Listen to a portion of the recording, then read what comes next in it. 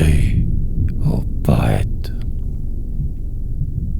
Chantez, ô poète, mes frères, le charme éternel de l'amour. Chantez le parfum des bruyères, chantez la lumière du jour. Chantez la douceur de la vie et les espoirs que vous aimez. Chantez votre mélancolie, chantez vos rêves parfumés. Chantez la grâce de vos belles et la couleur de leurs cheveux, le clair reflet de leurs prunelles, la tendresse de leurs aveux. Chantez la fleur qui vient d'éclore, chantez la gloire du printemps, chantez la splendeur de l'aurore. Moi, je chante les habitants.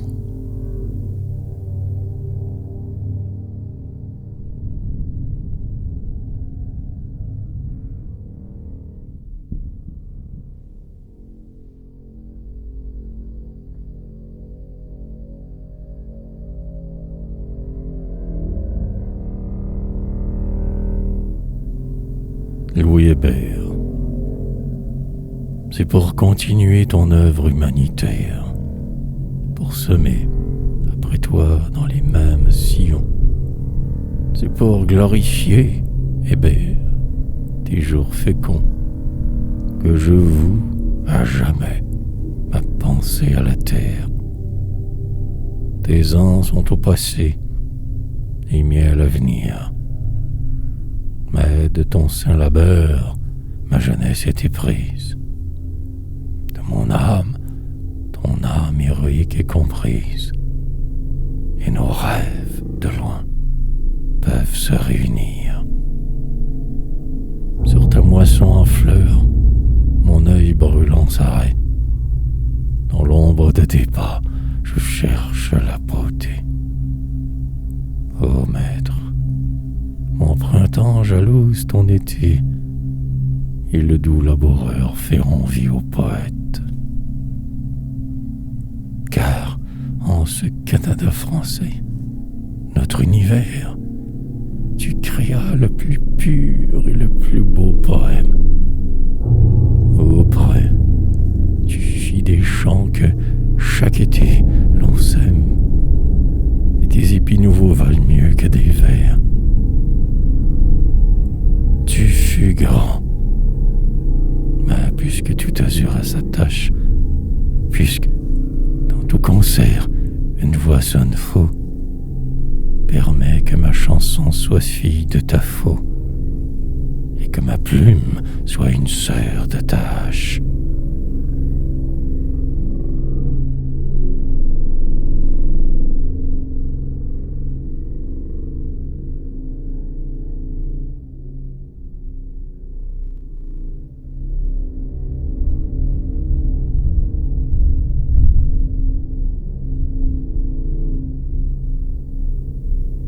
L'ancêtre, parmi les hommes qui devinrent mes ancêtres, exploiteurs de forêts, marchands de poissons, s'il en est eux, aimant les champs et les moissons, qui consacra sa vie aux durs travaux champêtres, celui-là partit seul, un jour, vers les coteaux, où la forêt poussait, épaisse, insurmontable, où surgissait, soudain, la face épouvantable de l'ours que les chasseurs dardaient de leurs couteaux. De l'aube, il se levait, s'en allait dans la brousse, à travers les buissons se frayant des chemins, traversant les ruisseaux et broyant de ses mains le tronc des arbres morts, enveloppés de mousse. À grands coups, sans relâche, il bûchait jusqu'au soir dans l'enchevêtrement des pins à haute branche qui, vaincus, tour à tour tombaient en avalanche. Puis dans l'ombre il soupait d'un morceau de pain noir. Orgueilleux de sa force, enivré de sa peine, dès que son fer, creusant des trous dans la forêt, ouvrait une éclaircie où tout l'azur entrait. Ses grands yeux s'emplissaient d'une flamme soudaine. Lorsqu'enfin, dans la brèche, après un dur labour, et des feux d'abattis qui rougirent la nuit, une plaine surgit, claire, vivante et nue. Il étendit sur elle un long regard d'amour. Plus tard, quand les blés que d'un geste suprême, sa large main se met dans le creux des sillons, lorsqu'enfin les blés mûrs jetèrent leurs rayons, un sourire infini baigna sa face blême. Ancêtre, aux doux émis des grands érables verts, aux creuseurs de sillons dans les terres antiques, sois béni, tu as reçu de toi mes goûts rustiques, et c'est ton âme qui vient chanter dans mes vers.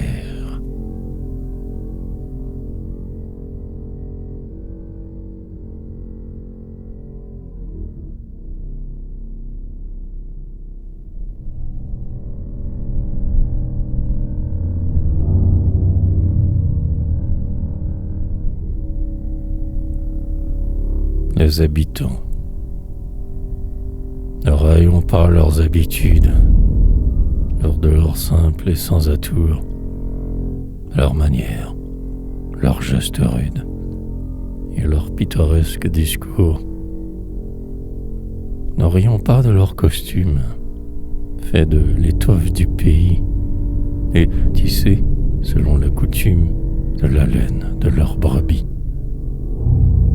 Car, dessous cette rude écorce, il cache tout ce noble cœur, et, sous ce dehors plein de force, une âme pleine de douceur. Ils venaient de la Picardie, leurs ancêtres, et de l'Anjou, de la paisible Normandie, de la Bretagne et du Poitou. Ils venaient de la belle France, le sol des divines moissons, ces hommes de toute endurance qui firent ce que nous voyons. Ils ont, sur nos forêts sereines, abattu leurs bras acharnés. Ils ont fait nos champs et nos plaines, et c'est d'eux que nous sommes nés. Gloire à ces hommes qui demeurent près de la charrue et des bœufs. Ils sauvent les gloires qui meurent dans le passé de nos aïeux.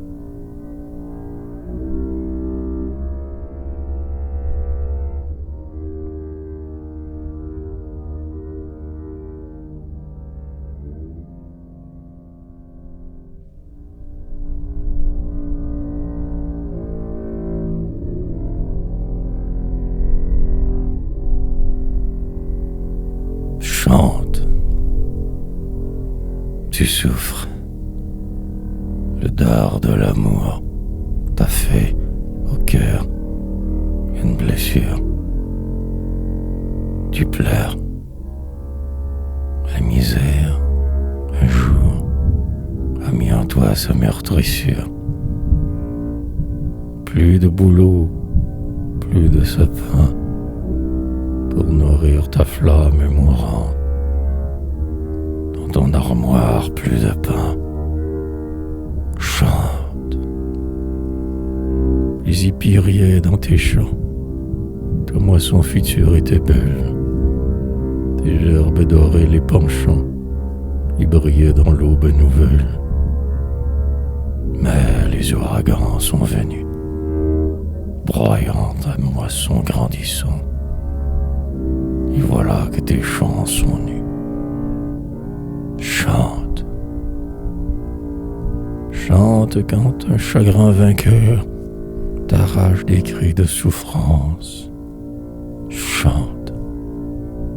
Le chant met dans le cœur les divins rayons d'espérance.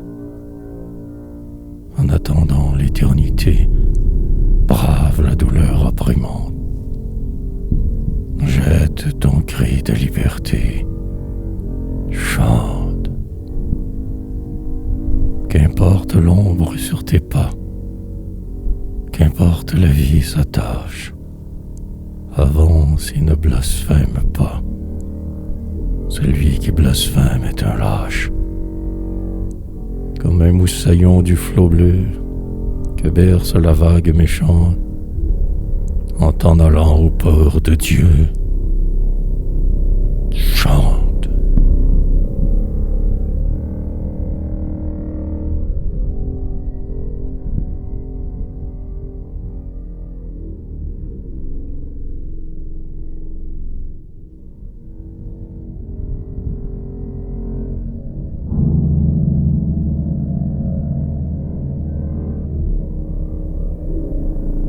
Le signe de croix.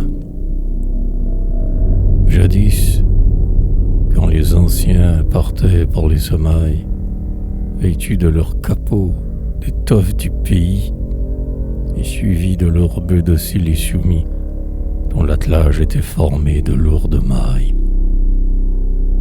Après avoir quitté leur étable et leur toit, au bord du champ, parés pour la besogne austère, avant de commencer à labourer la terre, ils esquissaient sur eux un grand signe de croix.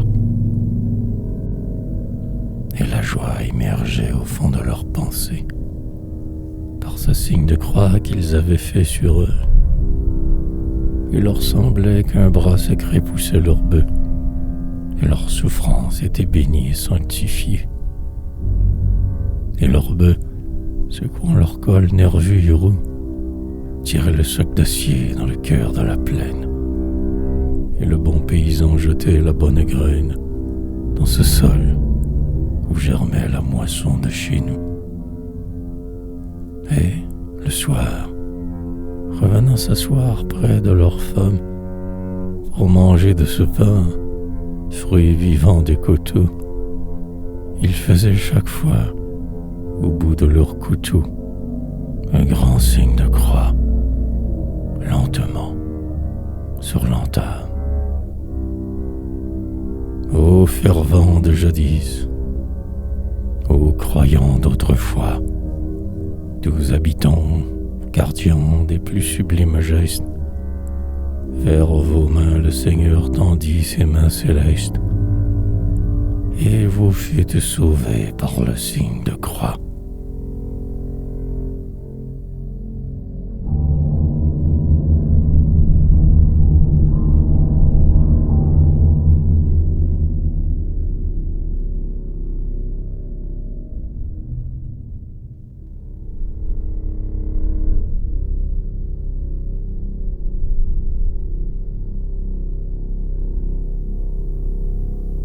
Avril.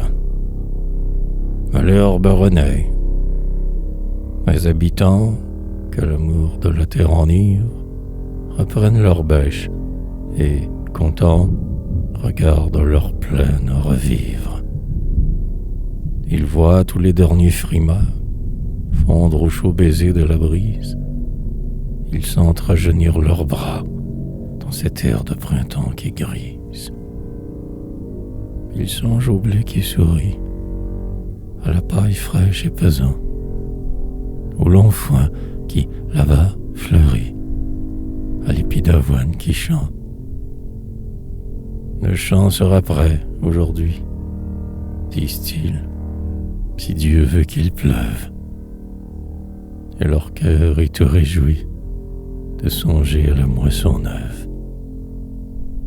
Ah, les sons multiples et beaux qui montent du bois solitaire. Oh, la chanson du renouveau. Oh, l'odeur de la bonne terre. Tout annonce les floraisons. On entend, par des bruits étranges, s'égoutter le toit des maisons et grincer les portes des granges.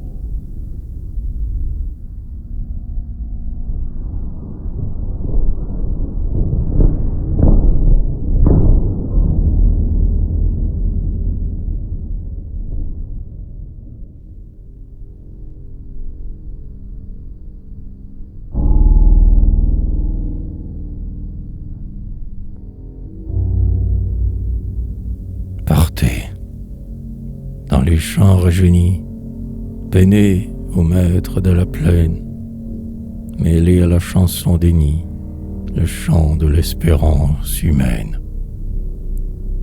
Partez à l'aube, au petit jour, tenez le pic et la charrue, parce que vous l'aimez d'amour, la terre ancienne vous salue. Préparez le pain à venir, habitants, divins émissaires, faites gaiement notre avenir, vous les humbles, les nécessaires. Reprenez votre vieux refrain sur le sol de la jeune France. Mêlez le cantique du pain au cantique de la souffrance. Tels de vrais artistes, sans bruit, achevez votre œuvre féconde et semez sous l'aube qui luit le blé qui réjouit le monde.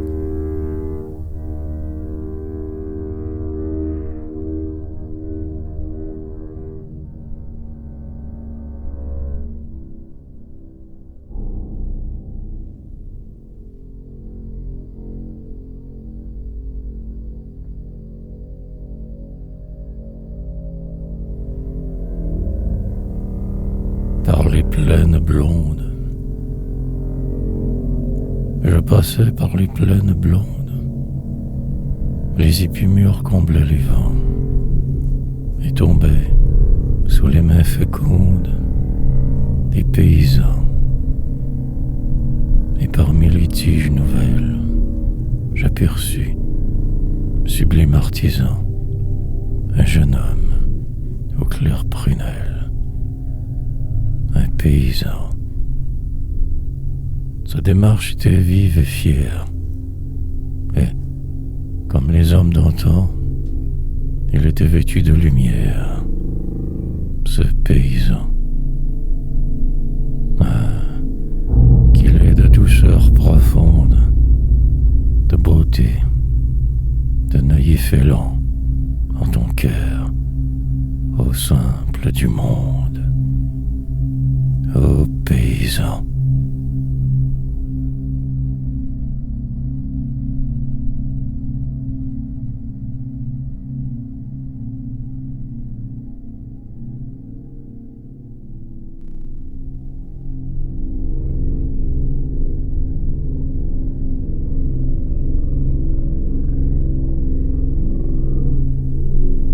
Le chant du pain.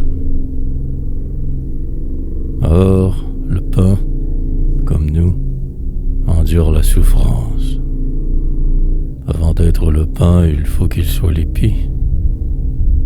Il faut qu'il ait connu, dans la désespérance, le supplice du froid et l'horreur de la nuit. Il faut que la tourmente ait courbé jusqu'à terre ce jeune front ployant sous un mal ignoré.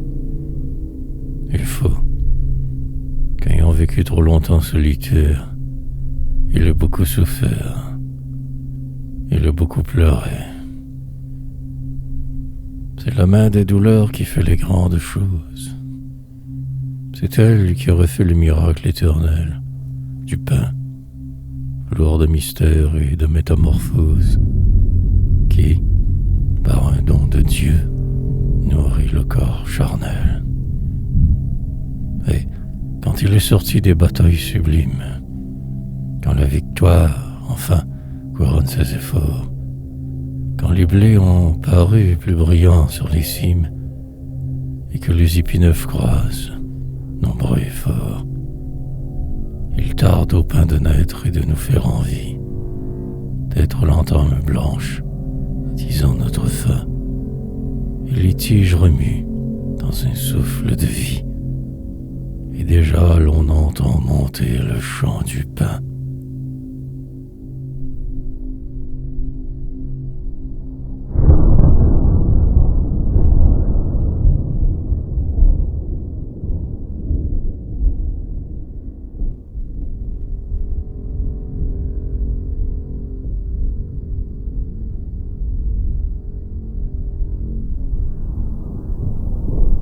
Le pain.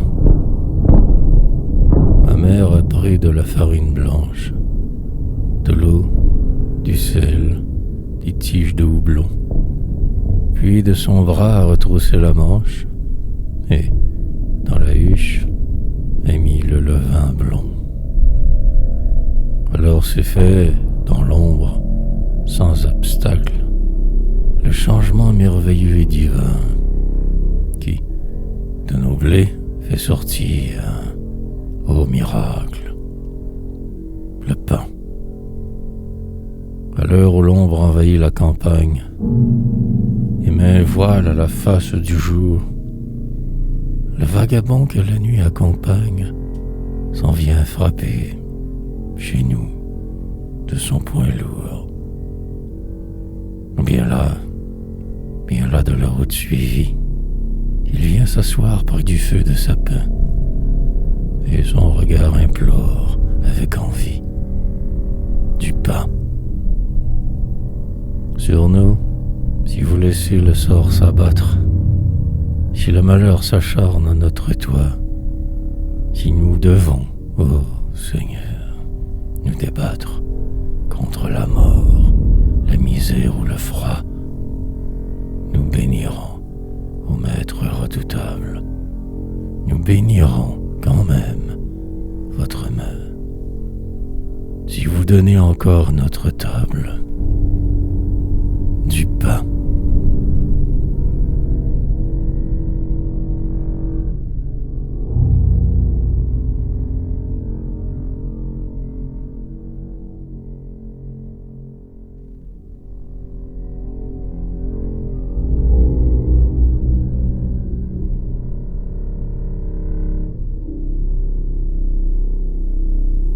Le soir tombait. Le soir tombait au loin. La nature apaisée, dans un riant silence, attendait le sommeil. Tout bruit s'était éteint. La terre reposée semblait boire à grands flots l'or du couchant vermeil. Et la brise du soir qui venait des montagnes mêlait l'odeur des bois à l'odeur des grands foins, dont la blonde moisson inondait les campagnes. Le soir tombait, au loin. Assis près de leur seuil, en ce soir pacifique, un couple d'habitants causait à demi-voix. Elle avait la douceur des aïeuls antiques, et lui, le pur profil des colons d'autrefois. Leurs visages, ce champ labouré par la vie, portait le sceau sacré des chagrins et du deuil. Ils causaient dans la paix de l'ombre épanouie, assis près de leur seuil. Dans les mêmes sillons, leurs bras et leurs pensées s'étaient usés, tendus vers le même devoir. Par leur commun effort, la plaine ensemencée avait fait chaque été leur joie et leur espoir. Leurs yeux s'étaient ouverts aux mêmes éclaircies et leur cœur échauffé dans les mêmes rayons. Leur dos s'était courbé, leurs mains s'étaient noircies dans les mêmes sillons. Je t'aimerai toujours, dit l'homme aux yeux limpides. Tout l'or de ma jeunesse est encore dans mon cœur. Il n'est pas de regret dans le pli de mes rides, et mon fidèle amour est demeuré vainqueur. Depuis que Dieu bénit notre union chrétienne, une immuable joie illumine mes jours. Je n'ai pas retiré ma main de dans la tienne. Je t'aimerai toujours.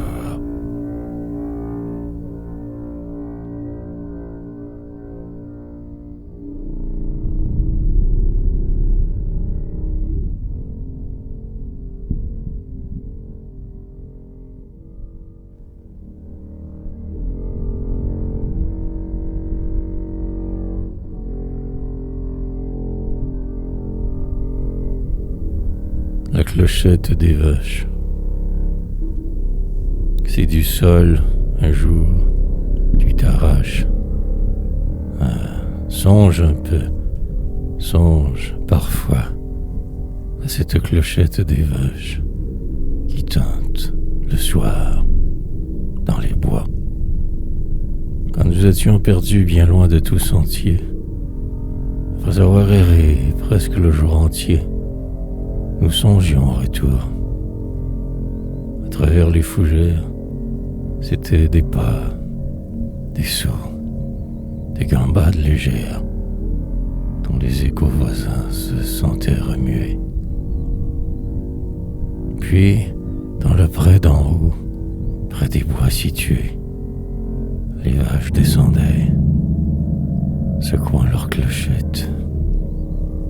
Alors, la vision de notre maisonnette, où les nôtres devaient nous espérer en vain, nous faisait traverser plus vite le ravin. Aux clochettes rustiques, aux lointaines harmonies, en nos cœurs tu fis naître une joie infinie. Ta voix qu'on entendait de loin se rapprocher évoquait la chaleur si douce du foyer. Alors nous descendions, joyeux, vers nos demeures. Le soleil déclinait sur les monts. C'était l'heure des vaches. Les troupeaux venaient. De tous les champs, des hommes surgissaient, bien là, et trébuchant, comme enivrés des feux de la chaleur cuisant. Dehors, quelqu'un tirait notre vache luisant, et nous buvions alors, vite et gloutonnement, une tasse de lait encore chaud et fumant. Si du sol, un jour, tu t'arraches, songe un peu, songe parfois à cette clochette des vaches qui tinte le soir dans les bois.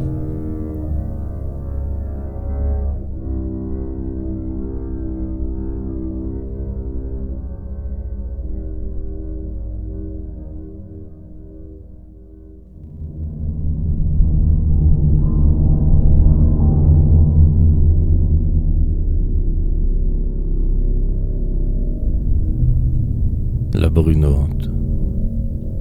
Voici que, sur les monts, la brunante descend. Jean Lheureux et son fils qui fauchent sur le bite laissent tomber leur faux, fatigués de la lutte qu'ils livrent, en silence, à l'épi frémissant. D'ailleurs, voici le temps de regagner son gîte. Bientôt, dans le chemin, tout sera sombre et noir. Et dans la brume, au loin, tous deux, ils peuvent voir la flamme de leur poêle où la soupe s'agite. Lui, le fils, le jeune homme aux yeux graves et doux, évoque le souper qui fume sur la table. Et la jeune jument flânant près de l'étable, qui le mènera voir sa blonde aux cheveux roux. En quel rêve joyeux serein ils s'abîment, ces hommes, héritiers du labeur des aïeux. Et comme elle apparaît souriante à leurs yeux, la maison où des ombres chères se raniment. Dans cette heure qui n'est ni la nuit ni le jour, dans ce sentier perdu qui s'embrime, le père songe à la femme aimante et bonne qu'il espère, et qui, depuis des ans, l'aime du même amour. Pour que dure longtemps leur âme charmée, la joie et la douceur de ce rêve qu'ils font, ils gardent un silence énergique et profond, attiré vers ce toit d'où monte une fumée. Et vers l'humble logis, calme et réjouissant, où la mère et l'épouse a rallumé la lampe, ils se hâtent, tous deux, le chapeau sur la tempe, pendant que, sur les monts, la brunante descend.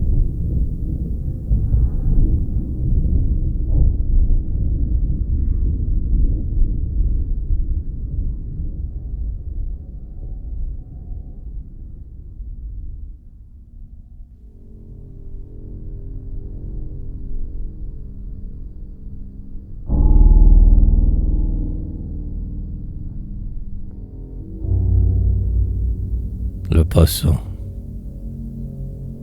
Il fait brun. La maison est dans un demi-jour. Un silence pesant règne sur toute chose. Une ombre a remué sous les fenêtres closes, et l'on entend les pas d'un homme.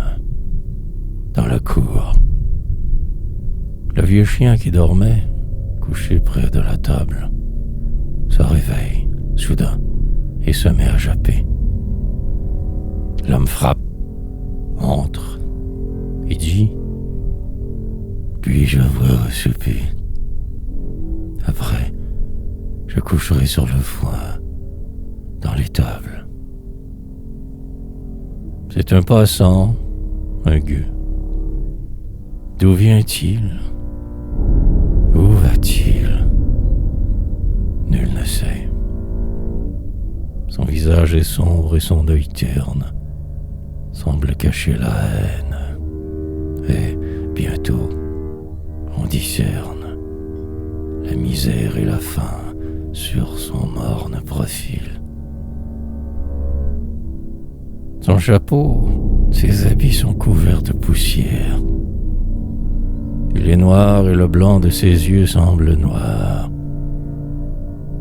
Nul ne lui parle. Il devient là. Et pour s'asseoir, il étend sur un banc sa main lourde et grossière. L'aïeul, dans son coin, dit qu'il mange à la faim, qu'il mange. On ne sait pas ce que le temps nous garde. La fille va chercher du pain. L'homme regarde.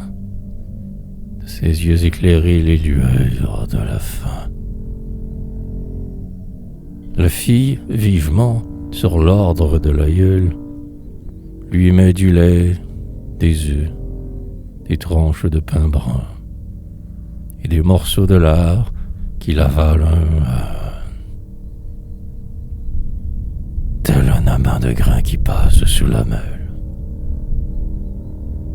Et quand il a mangé le lait, les œufs, le pain, et tout cela répait à la couenne fleurie, il se lève de table en bâillant et s'essuie la bouche et le menton du revers de la main. Puis, il reprend son sac et d'une voix très forte dit: partout, je voudrais en retrouver autant. Votre lard est bien bon, madame. Et le passant sort en faisant tourner la clenche de la porte.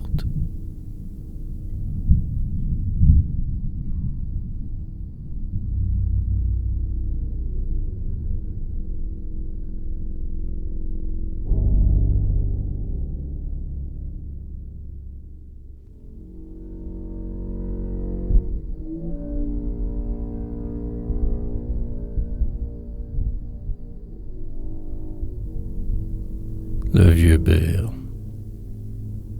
Depuis longtemps, le bear dormait sur les entraits du grenier. Il dormait, le vieux bear que l'ancêtre avait taillé jadis au fond de nos failles, dans le tronc vigoureux de l'érable et du hêtre. Et l'ancêtre était mort, et la nuit du trépas tendait sur le vieux père son ombre solennelle. Mais il s'est réveillé, car ton son ne meurt pas, or d'aïeul, et ta vaillance est éternelle. À tes fils, Dieu donna le trésor attendu. Dans le vieux bear on mit le drap de belle teinte, le drap de fine toile, avec soin étendu, et l'ancien édredon fait à la courte pointe. L'enfant profite, il rit, chante comme un pinson. La force des anciens croît en sa chair vivace, et le couple joyeux contemple, à l'unisson, le vieux bear espérance et gloire de la race. C'est le premier, dit l'homme, et non pas le dernier. Mon grand-père en eut 15, et mon père en eut 13. Ce qui n'empêcha pas que l'orge, en leur grenier, fut comble, et que tous deux vécurent très à l'aise. Nous en aurons bien 12, hein, femme? Qu'en dis-tu? Du bon pied, je suis jeune encore, irrésistible. Je bêcherai plus fort et sèmerai plus dru.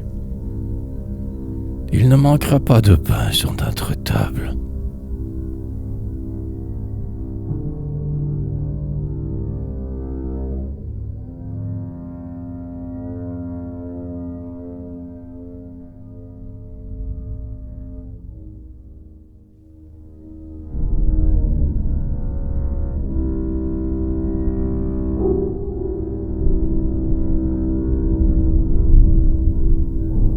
Le vieux fourni. Chantons cette maison, chantons ce toit béni que bâtirent les vieux dans leurs bonnes années. C'est toit flanqué de 2 immenses cheminées et d'un énorme four. Chantons le vieux fourni. Lorsque, pour éplucher les gadelles en grappe, ou le bleu d'Inde qui, de bonne heure, poussait, encourvé à la brune, on se réunissait. Le fourni connaissait de joyeuses agapes. La jeunesse, de loin et de proche, venait. On y voyait aussi les vieillards vénérables qui faisaient, sur le feu, de la tire d'érable. Et, dans le vieux fourni, un rire clair sonnait. Et c'est à son foyer de grosses pierres grises que le père dont le front pâle s'ombrageait venait se reposer tous les soirs et songeait aux naïves amours dont le souvenir grise. Puis, de retour des champs, quand leur travail fini, les filles à l'œil vif, aux riantes allures, broyaient le lin soyeux comme des chevelures. Une poussière d'or emplissait le fourni. Maintenant, il est vieux. Toute jeunesse est brève. Lui qui fut si joyeux, jadis, et babillard, est triste, ayant le dos courbé comme un vieillard, et des yeux effacés comme des yeux de rêve. Mais, cependant, il a gardé des jours d'antan comme un reflet qui dure en son âme indiscrète. Et l'on dirait qu'il a de la gloire secrète d'être toujours si cher au cœur des habitants.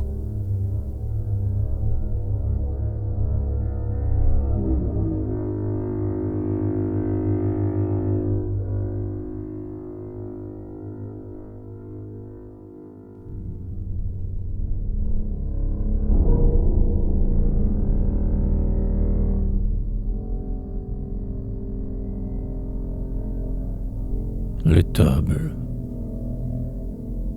C'est l'heure de donner à manger à nos bêtes, dit le maître. Aussitôt on s'y met au travail. On lui donne de la paille au plus petit bétail, dont on voit s'agiter, au fond, les jeunes têtes. Puis un autre est allé chercher, sur le fenil, la ration de foin vert, et sentant la plaine, pour la vache au poil roux, l'agnelle à longue laine, et la vieille jument dont le poulain est nid. Alors, ces bons chevaux, aux fortes encolures, et les bœufs somnolents dont les yeux semblent verts, lèvent leur tête large, aux naseaux entr'ouverts, et les chaînes d'acier roulent sur les barrures. Ensemble, on les entend ruminer doucement. Ils mangent. leur bonheur a réjoui les tables. La toile d'araignée au plafond est semblable aux cordes que l'on voit au mât d'un bâtiment. De ci, de là, l'on voit paraître entre les crèches un front rouge et des yeux d'un bleu resplendissant. C'est la vache de race et le cheval pur sang, dont le regard s'emplit d'un désir d'herbe fraîche. Maintenant le troupeau s'apaise. Un air de paix s'étend partout, suivi de l'ombre souveraine.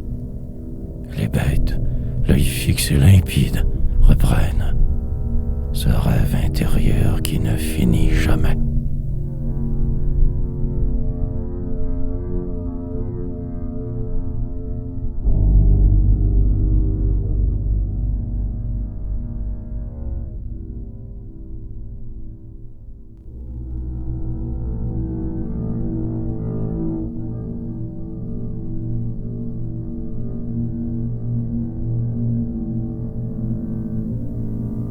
Ils devisaient tous deux. Ils devisaient tous deux en face de leur terre, le vieux père et le fils, robustes habitants. Le fils avait en lui la grâce du printemps, et sur l'autre, les ans amassaient leur mystère.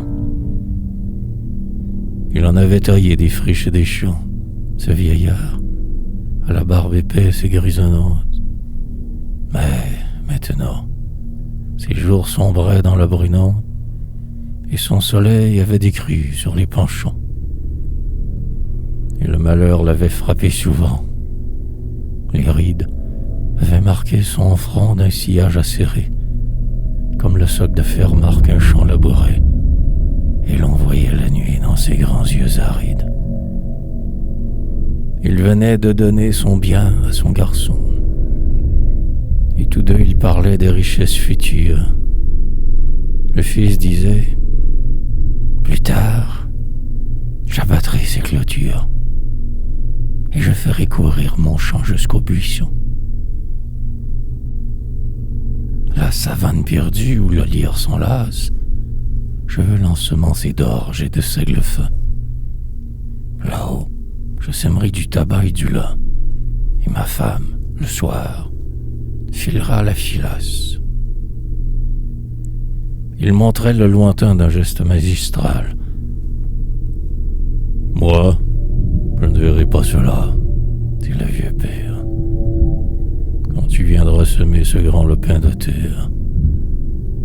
Depuis longtemps, les eaux ne me feront plus mal. »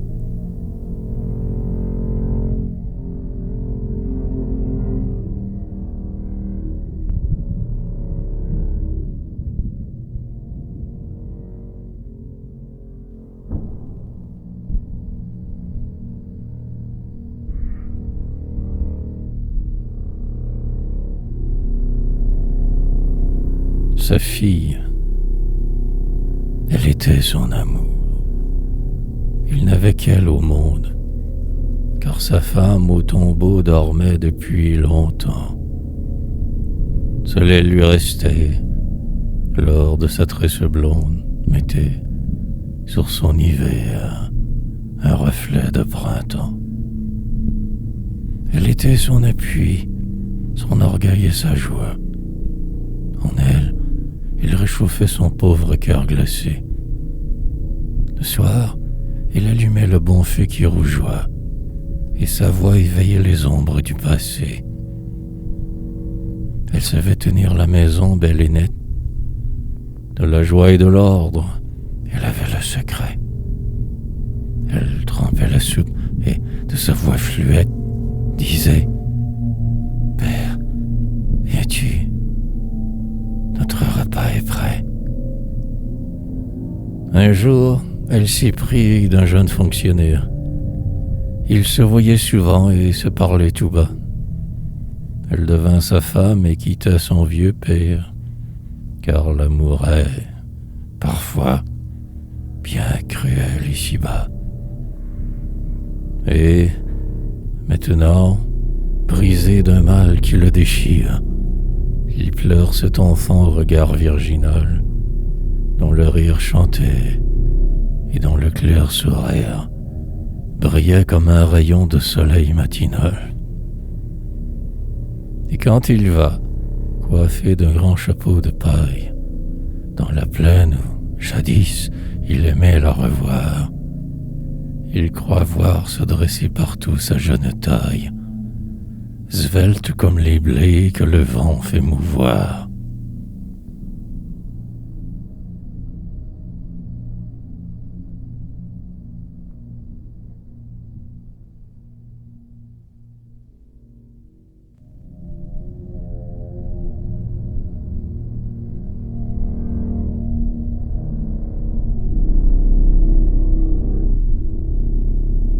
Garde ton cœur. Je te vois venir au bord de la route, brunette des champs, fille de chez nous. À te voir passer, plus d'un gars, sans doute, de près ou de loin, te font des yeux doux. Ne les laisse pas te compter fleurette, ils ne peuvent point t'offrir le bonheur. Ah, garde ton cœur, Faluron lurette. Ah, garde ton cœur pour un moissonneur. S'il est beau monsieur d'une grande ville, joli chapeau dur et jolis souliers, esclaves du luxe et de l'or servile, viennent déposer leur cœur à tes pieds. Ne les laisse pas te compter fleurette, ils ne peuvent point t'offrir le bonheur. Ah, garde ton cœur, Faluron lurette. Ah, garde ton cœur pour un moissonneur. Car le ciel te veut à la place même où doivent germer les blés d'autrefois. Aux beaux cavaliers qui diront « Je t'aime », réponds fièrement de ta douce voix. Ne venez pas me compter fleurette, vous ne pouvez point m'offrir le bonheur. Je garde mon cœur, Faluron lurette. Je garde mon cœur pour un moissonneur.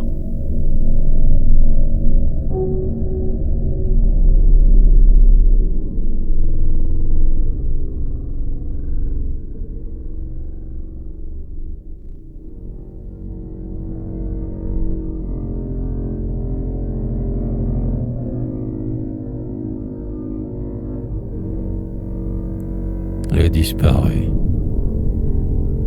Il faisait presque nuit, près de l'âtre, en famille, et, laissant reposer l'aiguille entre ses doigts, à la blonde Marie, à l'enfant de sa fille, une aïeule parlait des beaux jours d'autrefois. Ouais, je les revois fous, avec leur bon visage. Ma mère qui portait une coiffe de lin. Mon père, les fermiers qui, par un saint usage, faisaient, en l'entendant, une croix sur le pain.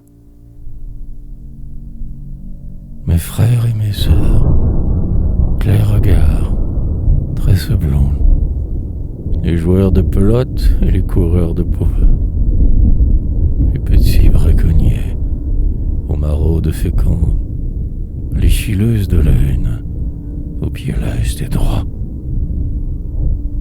François, le bégayeux à la minotaine, qui, des champs du voisin, se porta l'acquéreur. Jacques, plus âgé, qui se fit capitaine. Joseph, l'avant-dernier, qui devint laboureur. Et Louise, la brune, et Mathilde, la rousse, qui maniait la faux comme des paysans, dont la voix était claire et dont l'âme était douce, et dont les yeux profonds semblaient des feux luisants. Puis Jean le Benjamin, le plus beau de la race, celui que notre mère embrassait chaque soir, plus blond que les épis, plus blond qu'à la filasse, dont nous faisions sécher les bras sur un dressoir. Mais pourquoi? Demanda l'enfant avec mystère. Pourquoi ne sont-ils plus avec nous comme alors? Que sont-ils devenus tous ces gens-là, grand-mère? L'aïeul répondit simplement: ils sont morts.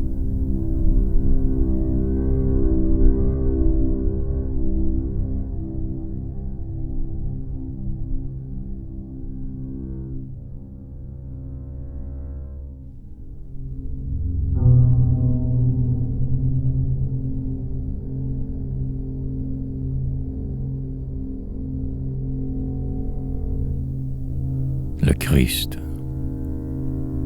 Dans un recoin, baigné de rayons et d'azur, et face à la fenêtre où le soleil demeure, au foyer paysan, dans la simple demeure, un Christ de plâtre blanc repose sur le mur. Il assiste au réveil joyeux du paysage. Il reçoit les derniers rayons du soir mourant. Et l'on voit aussitôt de la porte, en entrant, briller son douloureux et sublime visage. C'est le Christ des anciens, celui que les aïeux ont placé là, jadis, de leurs mains solennelles, et que, plus tard, entrant dans la vie éternelle, ils ont baisé longtemps, en refermant les yeux. Il est le confident, le vieil ami, le maître, que le Père et le Fils ont prié, tour à tour, antique protecteur de ce calme séjour. Il tient, aux yeux de tous, la place d'un ancêtre. Il est l'objet chéri, pieux et consolant, auquel le souvenir d'un peuple se rattache, et son corps décharné, la nuit, fait une tache blanche dans la noirceur du foyer somnolent. Il est de la famille, il tient autant de place que la table féconde et que le lit berceur. Il emplit de lumière et baigne de douceur ce toit, fier gardien des vertus de la race. Et c'est à ses genoux que, rayonnant d'espoir et plein de confiance en l'œuvre terminée, les gens de la maison, après l'âpre journée, disent à haute voix la prière du soir.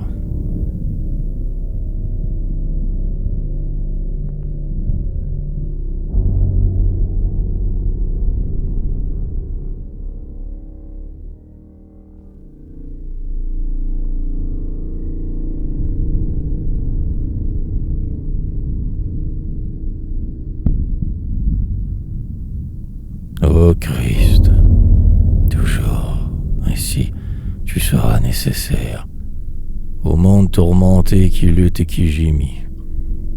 Tu resteras toujours le plus fidèle ami des hommes que le mal enveloppe et lacère.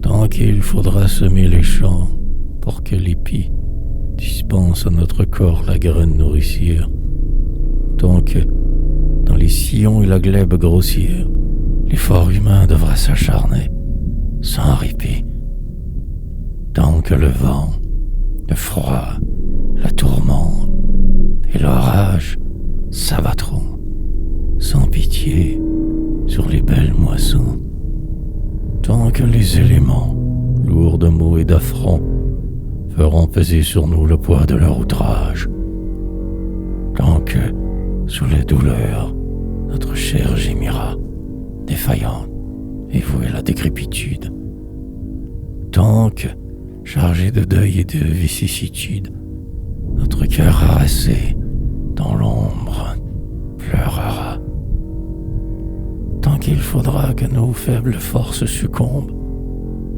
lutte où l'esprit s'épuise en vain effort, tant que tout, ici-bas, finira par la mort, et que les plus beaux francs descendront vers la tombe, dans leur amour, dans leur espoir et dans leur foi, dardant vers le bonheur leur âme inassouvie, tant que la vie, ô Christ, demeurera la vie.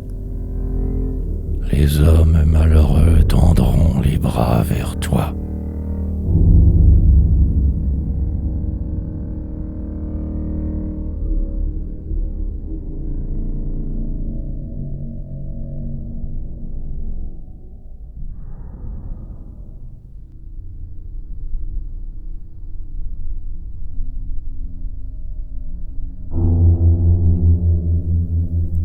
Car c'est vous, ô Jésus, qui nous avez montré le chemin merveilleux où brille la lumière.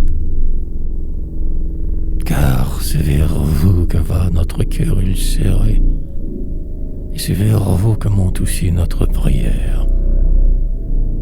Car vous êtes la vie, vous êtes l'amour, et de vous il s'échappe une joie éternelle, l'âme que votre grâce appelle sans retour, sans un souffle nouveau qui s'élargit en elle. Car vous avez voulu naître nus, comme nous, souffrir du froid, jeûner des jours et des semaines, sur une terre ingrate étendre vos genoux, et saigner, comme nous, sur les routes humaines. Car vous avez trouvé des gestes et des mots pour apaiser nos pleurs et calmer nos détresses. Car vous avez été souriant à nos mots, et vous avez ouvert votre âme aux pécheresses. Car vous nous avez dit: j'ai soin de mon troupeau.